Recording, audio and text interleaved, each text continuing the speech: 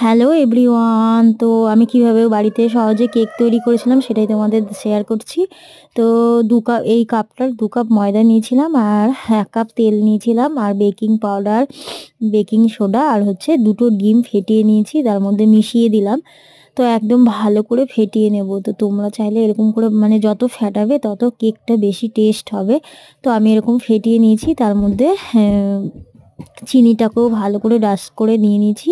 তো এবার এই উপকরণগুলো সব একসাথে ভালো করে মিশিয়ে নেব। মিশিয়ে নিয়ে তারপর প্রেশার কুকারেই তৈরি করব। তো বেশিক্ষণ লাগেনি, কিন্তু 30 মিনিটের মধ্যে আমার একটা কেক তৈরি হয়ে গেছে, আর খেতেও টেস্টি হয়েছিল। অনেককে আমি দিয়েছিলাম, সবাই বলেছে ভালো হয়েছিল। তো এই বাটার লাগিয়ে নিলাম ওর মধ্যে, যাতে কেকটা সহজেই উঠে যায়।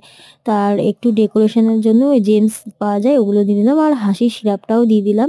তো এখানে দিয়ে 30 মিনিটের মধ্যে আমার কেক পুরো রেডি। কেক খেতে টেস্টি হয়েছিল। অনেকে বলেছিল আমাকে, আমি পেলাম না, আমাকে আরেকবার বানিয়ে খাওয়াবি, কী করে বানালেই বলবি। তো এই যে কেক পুরো রেডি। তো একটু ডেকোরেশনের জন্য দিয়ে দিলাম।